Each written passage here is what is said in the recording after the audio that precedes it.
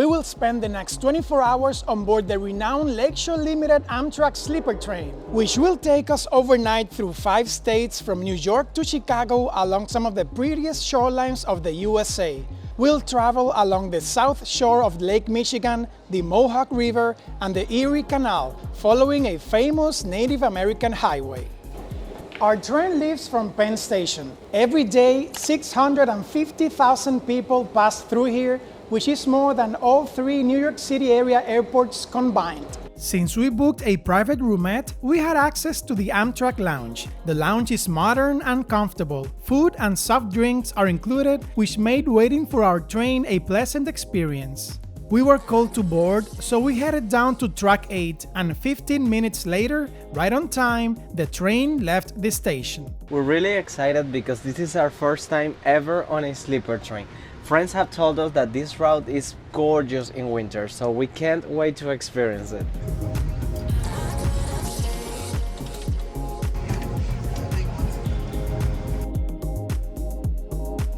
Let me give you a tour of our roomette. First of all, it looks way bigger in the videos we watched before coming here. It's kind of small, but I can say that they use the space very efficiently, so everything is well thought out. For example, this is a sink.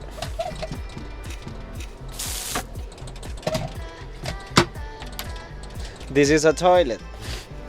A quick word about the in-room toilet. It's convenient and awkward, but we found it more awkward than inconvenient. Luckily, Kwame, our attendant, let us use the toilet of an empty roomette nearby. But you can also put your bags on top of it, or I don't know, if you're sitting or anything, it's a space you can use. Oh my god, this is moving. But that's the toilet. These seats are big and comfortable, and they become the bottom bed. This tray table, it's very heavy, but it's big enough for 2 plates. This is the top bed, and we'll show you how it looks later tonight. Even though the rooms are smaller than what we expected, the windows are bigger than what we anticipated. They're big and we love the views. Actually, the reason why we wanted to take a train was because of the views, and we're so happy.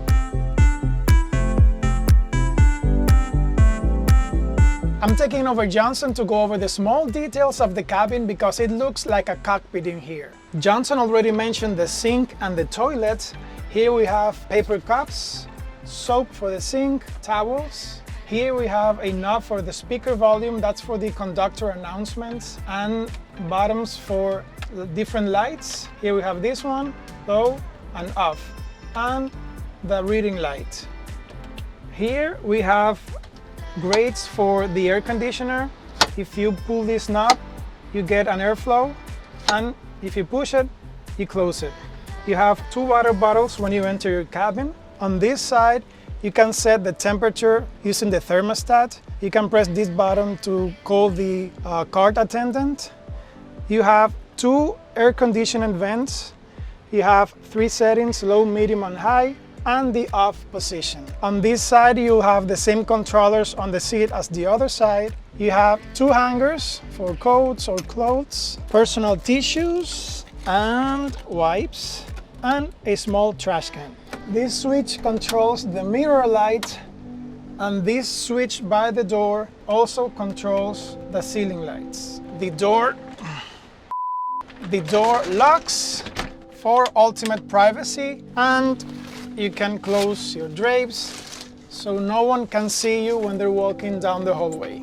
They also provide face towels and hand towels and small soaps. The cabin looks dated, but since this is our first time traveling on a sleeper train, we have nothing to compare it to, so we're loving it. The winter landscapes on this route had us mesmerized for hours on end. The Lakeshore Limited will make 20 stops through the states of New York, Pennsylvania, Ohio, and Indiana before reaching its destination in Chicago, Illinois.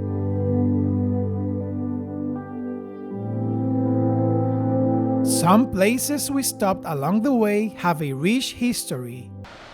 This is our 3rd stop, Rhinecliff, Kingston. It was the first capital of New York, and it was burned by the British on October of 1777, during the Battle of Saratoga. Kingston once shaped and shipped most of the bluestone used on the sidewalks of New York City. Most of the stops are short, except Albany-Rensselaer. Here, our train joins with train 449 from Boston to become the same train from Albany to Chicago. We really wanted to show you the two trains connecting, but the conductor said we were leaving at 7:05 when we first stopped here, and the signs outside were flashing last call for this train. And even though the logic tells us the train can't leave without the other one joining this one, we didn't want to risk it, and better safe than sorry. At 7:20, we walked to the dining car for dinner, our first meal ever on a moving train. For John, we ordered the Asian barbecue glazed salmon, and for me, the kofta kebab, the only vegetarian option. We're about to have dinner, and we've stopped in Schenectady, which became the headquarters for the General Electric Company in 1892. The Queen's Messenger, the first television drama in US history, was broadcast by General Electric in 1928 from Schenectady. We heard from YouTubers who travel a lot on Amtrak trains that the flexible dining menu is not the best Amtrak offers. However, we found the food very tasty and can't wait to try the traditional menu on a future trip, which is supposed to be much better. After dinner, we returned to our roomette to begin our nighttime routine and set up the beds.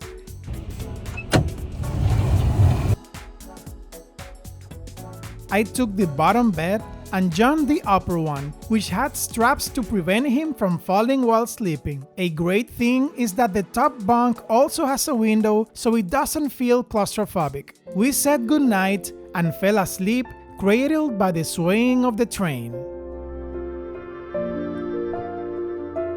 The next morning, we woke up 2 states away in Bryan, Ohio, in the middle of snow-covered fields. While John put away the beds, I went to the shower room at the end of our car. I was curious to see what it would be like to shower on a moving train, and I can sum it up in 2 words: very tricky.